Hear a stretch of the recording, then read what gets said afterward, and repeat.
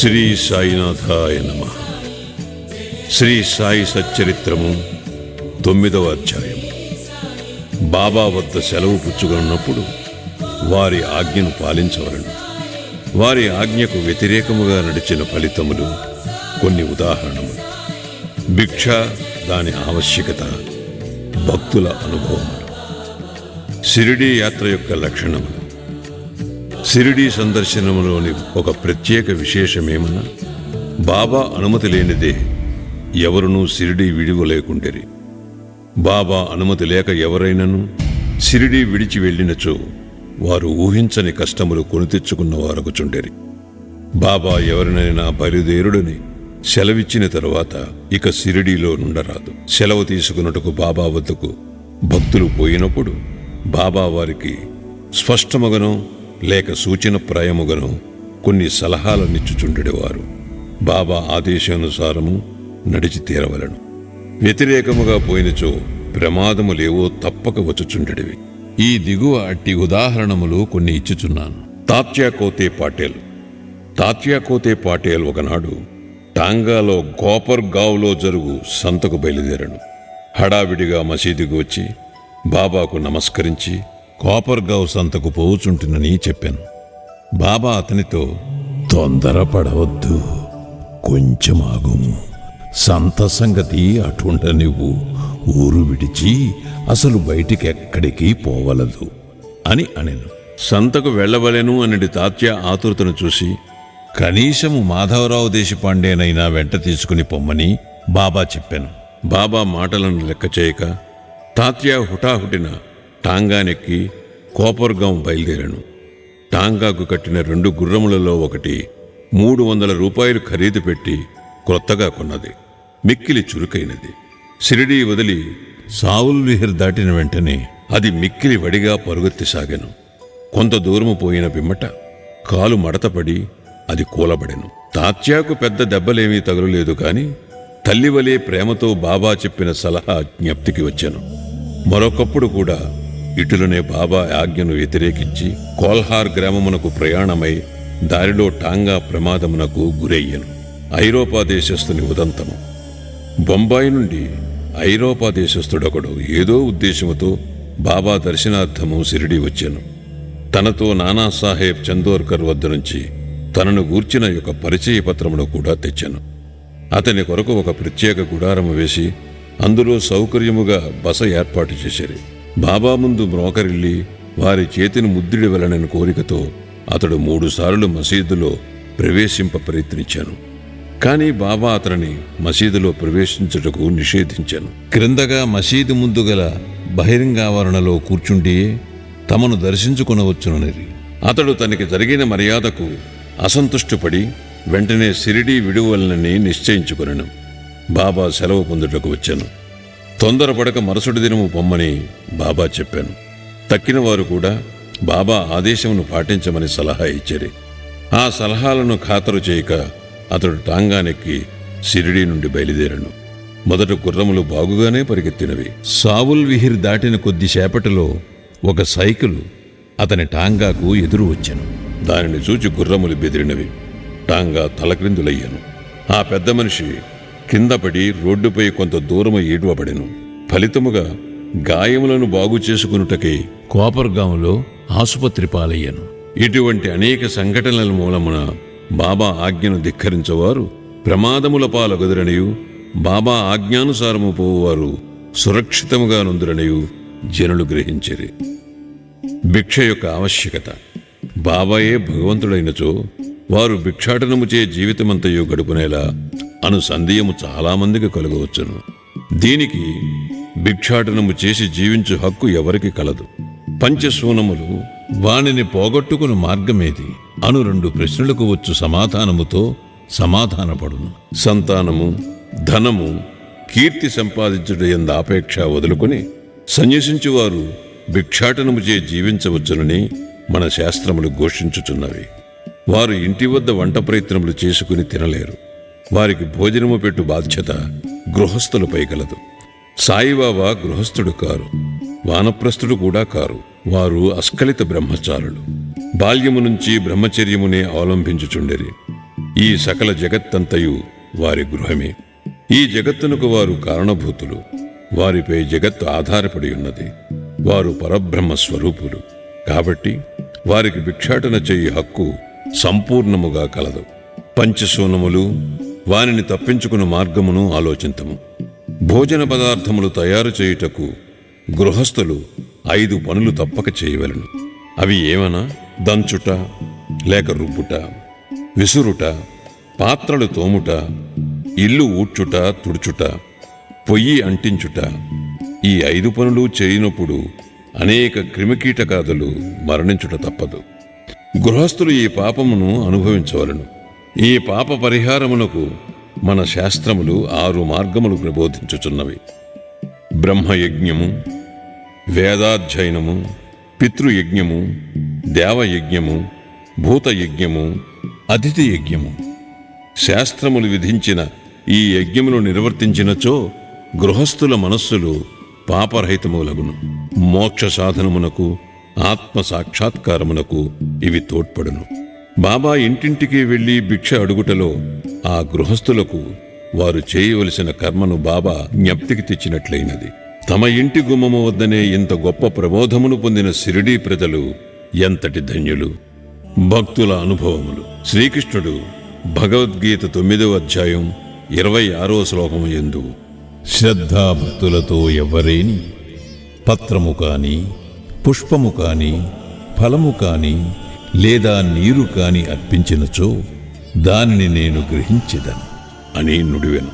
సాయిబాబాకు సంబంధించి ఇంకా సంతోషదాయకమగు విశేషమేమన, తమ భక్తుడేదైనా తమకు సమర్పించవలననుకుని ఏ కారణము చేతనైనను ఆ సంగతి మరచినచో అట్టివానికి బాబా ఆ విషయము జ్ఞాపకము చేసి ఆ నివేదనను గ్రహించి ఆశీర్వదించువారు. అట్టి ఉదాహరణలు కొన్ని ఈ క్రింద చెప్పబోచున్నాను. తర్కట్ కుటుంబము. రామచంద్ర ఆత్మారాం ఉరఫ్ బాబాసాహెబ్ తర్కట్ ఒకానొకప్పుడు ప్రార్థన సమాజస్థుడైనను తరువాత బాబాకు ప్రియభక్తుడైనాడు. వాని భార్యాపుత్రులు కూడా బాబాను మిగులు ప్రేమించుచుండెరి. ఒకసారి తల్లి కొడుకులు షిరిడీకి పోయి అచ్చట వేసవి సెలవులు గడుపవాలనని నిర్ణయించిరి. షిరిడీ పోవుట సంతోషదాయకమైనను కొడుకు మాత్రము దానికి మనస్ఫూర్తిగా ఇష్టపడలేదు. కారణమేమనా, తన తండ్రి ప్రార్థన సమాజమునకు చెందినవారగుటచే ఇంటి వద్ద బాబా యొక్క పూజ సరిగా చేయకపోవచ్చునని సంశయించాను. కాని బాబా పూజను తాను నియమానుసారము సక్రమముగా చేసేదనని తండ్రి వాగ్దానము చేయుటచే బయలుదేరాను. శుక్రవారము రాత్రి తల్లి కొడుకు బయలుదేరి షిరిడీకి వచ్చింది. మరుసటి దినము శనివారము నాడు తండ్రియకు తర్కట్ పెందలకడనే నిద్రలేచి స్నానము చేసి పూజను ప్రారంభించుటకు ముందుగా బాబా పటమునకు సాష్టాంగ నమస్కారము చేసి ఏదో లాంఛనము వలె కాక తన కుమారుడు చేయునట్లు పూజను శ్రద్ధగా తనచే చేయింపవలసినదని ప్రార్థించాను. ఆనాటి పూజను సమాప్తి చేసి నైవేద్యముగా కలకండను అర్పించాను. భోజన సమయమందు దానిని పంచిపెట్టాను. ఆనాటి సాయంత్రము ఆ మరుసటి దినము అనగా ఆదివారము నాడు పూజ అంతయు సవ్యముగా జరిగాను. సోమవారము కూడా చక్కగా గడిచాను. ఆత్మారాముడు ఎప్పుడూ ఇట్లు పూజ చేసి ఉండలేదు. పూజ అంతయు కొడుకునకు వాగ్దానము చేసినట్లు సరిగా జరుగుతున్నందుకు సంతసించాను. మంగళవారము నాడు పూజ నెప్పటివలే సలిపి కచేరీకి పోయాను. మధ్యాహ్నం ఇంటికి వచ్చి భోజనమునకు కూర్చున్నప్పుడు అక్కడ ప్రసాదము లేకున్నట్టు గమనించాను. నౌకరును అడుగగా ఆనాడు నైవేద్యమిచ్చుట మరచుటచే ప్రసాదము లేదని బదులు చెప్పాను. ఆ సంగతి వినగానే భోజనమునకు కూర్చున్న ఆత్మారాం వెంటనే లేచి బాబా పటమునకు సాష్టాంగ నమస్కారము చేసి బాబాను క్షమాపణ కోరాను. బాబా తనకు ఆ విషయము జ్ఞప్తికి తేనందుకు నిందించెను. ఈ సంగతులన్నిటినీ షిరిడీలోనున్న తన కొడుకునకు రాసి బాబాను క్షమాపణ వేడమనెను. ఇది బాంద్రాలో మంగళవారం మధ్యాహ్నము సుమారు 12 గంటలకు జరిగాను. అదే సమయమందు షిరిడీలో మధ్యాహ్న హారతి ప్రారంభించుటకు ముందు ఆత్మారాముని భార్యతో బాబా ఇట్లనెను. తల్లి, ఏమైనా తినవలనను ఉద్దేశముతో బాంద్రాలో మీ ఇంటికి పోయినాను. తలుపు తాళము వేసియుండెను.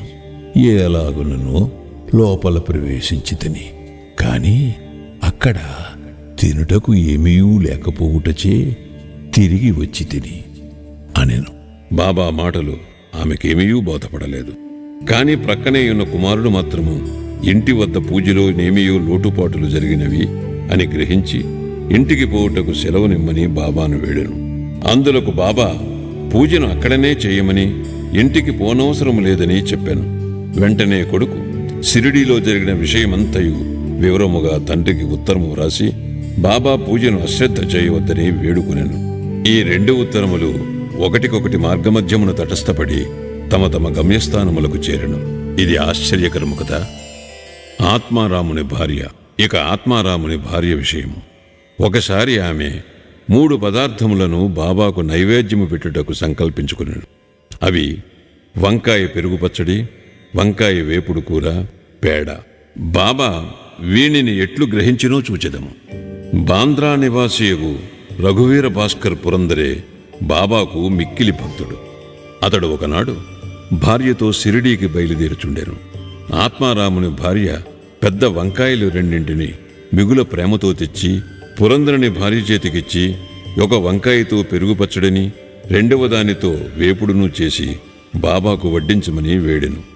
షిరిడీ చేరిన వెంటనే పురందరుని భార్య వంకాయ పెరుగు పచ్చడి మాత్రమే చేసి బాబా భోజనమునకు కూర్చున్నప్పుడు తీసుకుని వెళ్ళాను. బాబాకు ఆ పచ్చడి చాలా రుచిగా నుండెను. కాన దానిని అందరికీ పంచిపెట్టాను. వెంటనే తనకు వంకాయ వేపుడు కూడా అప్పుడే కావాలనని బాబా అడిగాను. ఈ సంగతి భక్తులు రాధాకృష్ణమాయికి తెలియపరిచిరి. అది వంకాయల కాలము కాదు కనుక ఆమెకేమీ తోచకుండెను. వంకాయలు ఎట్లు సంపాదించుట అనున్నది ఆమెకు సమస్య అయ్యను. వంకాయ పచ్చడి తెచ్చినదెవరని కనుగొనగా పురందరుని భార్య అని తెలియుటచే వంకాయ వేపుడు కూడా ఆమెయే చేసి పెట్టవలనని ఆమెకు కబురంపిరి. అప్పుడందరికీ వంకాయ వేపుడును బాబా ఎందులకు కోరినో తెలిసినదే. బాబా సర్వజ్ఞతకు అందరూ ఆశ్చర్యపడిరి. 1915 డిసెంబర్లో గోవింద బాలారాం మాన్కర్ అనువాడు షిరిడీకి పోయి తన తండ్రికి ఉత్తరక్రియలు చేయవలనని అనుకునేను. ప్రయాణమునకు పూర్వము ఆత్మారాముని వద్దకు వచ్చాను. ఆత్మారాం భార్య బాబా కొరకు ఏమైనా పంపవలననుకుని ఇల్లంతయు వెతికెను. కాని ఒక్క పేడా తప్ప ఏమీ కనిపించలేదు. ఆ పేడా కూడా అప్పటికే బాబాకు నైవేద్యముగా సమర్పింపబడి ఉండెను. తండ్రి మరణించుటచే గోవిందుడు విచారగ్రస్తుడై ఉండెను. కాని బాబా యందున్న భక్తి ప్రేమలచే ఆమె ఆ పేడాను అతని ద్వారా పంపెను. బాబా దానిని పుచ్చుకొని తినునని నమ్మియుండెను. గోవిందుడు షిరిడీ చేరెను. బాబాను దర్శించాను. కాని పేడా తీసుకుని వెళ్ళట మరచెను. బాబా అప్పటికి ఊరుకొండెను. సాయంత్రము బాబా దర్శనమునకై వెళ్ళినప్పుడు కూడా అతడు పేడా తీసుకుని పోవుట మరచెను. అప్పుడు బాబా ఓపిక పట్టగా తన కొరకు ఏమి తెచ్చినావని అడిగాను. ఏమీయూ తీసుకుని రాలేదని గోవిందుడు జవాబిచ్చాను. వెంటనే బాబా, నీవు ఇంటి వద్ద బయలుదేరినప్పుడు ఆత్మారాముని భార్య నా కొరకు నీ చేతికి మిఠాయి ఇవ్వలేదా అని అడిగాను. కుర్రవాడు అదంతయు జ్ఞప్తికి తెచ్చుకుని సిగ్గుపడాను. బాబాను క్షమాపణ కోరాను. బసకు పరిగెత్తి పేడాను తెచ్చి బాబా చేతికిచ్చాను. చేతిలో పడిన వెంటనే బాబా దానిని గ్రుటుక్కున మృంగాను. ఈ విధముగా ఆత్మారాముని భార్య యొక్క భక్తిని బాబా ప్రీతిపూర్వకముగా స్వీకరించాను. నా భక్తులు నన్నెట్లు భావింతురో నేను వారిని ఆ విధముగానే అనుగ్రహింతును అను గీతావాక్యము నిరూపించాను. బాబాకు సంతుష్టిగా భోజనము పెట్టుట ఎట్లు. ఒకప్పుడు ఆత్మారాం తర్కట్ భార్య షిరిడీలో ఒక ఇంటి యందు దిగెను. మధ్యాహ్న భోజనము తయారయ్యాను. అందరికీ వడ్డించిరి. ఆకలితోనున్న కుక్క ఒకటి వచ్చి మొరుగుట ప్రారంభించాను. వెంటనే తర్కట్ భార్య లేచి ఒక రొట్టె ముక్కను విసిరెను. ఆ కుక్క ఎంతో మక్కువతో ఆ రొట్టె ముక్కను తినెను. ఆనాడు సాయంకాలము ఆమె మసీదునకు పోగా బాబా ఆమెతో ఇట్లనెను, తల్లి, నీవు నాకు కడుపు నిండా గొంతు వరకు భోజనము పెట్టినావు. నా జీవశక్తులు సంతుష్టి చెందినవి. ఎల్లప్పుడూ ఇట్లనే చేయుము. ఇది నీకు సద్గతి కలుగు చేయును. ఈ మసీదులో కూర్చుంటి నేను ఎన్నడూ అసత్యమాడను. నా యందు ఇట్లే దయ ఉంచుము. మొదట ఆకలితో ఉన్న జీవుకి భోజనము పెట్టిన పిమ్మట నీవు భుజింపుము. దీనిని జాగ్రత్తగా జ్ఞప్తి అందుంచుకునుము. ఇదంతయు ఆమెకేమీ బోధపడలేదు. కావున ఆమె ఇట్లు జవాబిచ్చాను, బాబా, నేను నీకెట్లు భోజనము పెట్టగలను? నా భోజనము కొరకే ఇతరులపై ఆధారపడి ఉన్నాను. నేను వారికి డబ్బిచ్చి భోజనము చేయుచున్నాను. అందులకు బాబా ఇట్లు జవాబిచ్చాను. నీవు ప్రేమపూర్వకముగా పెట్టిన ఆ రొట్టె ముక్కను తిని ఇప్పటికీ త్రేణుపులు తీయుచున్నాను. నీ భోజనమునకు ముందు ఏ కుక్కను నీవు చూచి రొట్టె పెట్టితేవో అదియు నేను ఒక్కటే. అట్లనే పిల్లులు, పందులు, ఈగలు, ఆవులు మొదలుగా గలవన్నీ నా అంశములే. నేనే వాని ఆకారములో తిరుగుచున్నాను. ఎవరైతే సకల జీవకోటిలో నన్ను చూడగలుగుదురో వారే నా ప్రియ భక్తులు. కావున నేను వేరు, తక్కిన జీవరాశి ఎంతయు వేరు అను ద్వంద్వభావమును భేదమును విడిచి నన్ను సేవింపుము. ఈ అమృతతుల్యమగు మాటలు ఆమె హృదయమునెంతయో కదిలించినవి. ఆమె నేత్రములు అశ్రువులతో నిండెను. గొంతు గద్గదమయ్యను. ఆమె ఆనందమునకు అంతు లేకుండెను. నీతి: జీవులన్నిటి యందు భగవంతుని దర్శింపుము అనున్నది ఈ అధ్యాయములో నేర్చుకునవలసిన నీతి. ఉపనిషత్తులు, భగవద్గీత, భాగవతము మొదలగునవి అన్నీయు భగవంతుని ప్రతి జీవి యందు చూడుమని ప్రబోధించుచున్నవి. ఈ అధ్యాయము చివర చెప్పిన ఉదాహరణము వలన, ఇతర అనేక భక్తుల అనుభవము వలన సాయిబాబా ఉపనిషత్తులలోని ప్రబోధములను తమ ఆచరణ రూపమును చూపి అనుభవపూర్వకముగా నిర్ధారణ చేసి ఉన్నారనియు స్పష్టమగును. ఉపనిషితాది గ్రంథములలో ప్రతిపాదించబడిన తత్వమును అనుభవపూర్వకముగా ప్రబోధించిన సమర్థ సద్గురుడే శ్రీ సాయిబాబా. 9వ అధ్యాయం సంపూర్ణం. సద్గురు శ్రీ సాయినాథార్పణమస్తు. శుభం భవతు.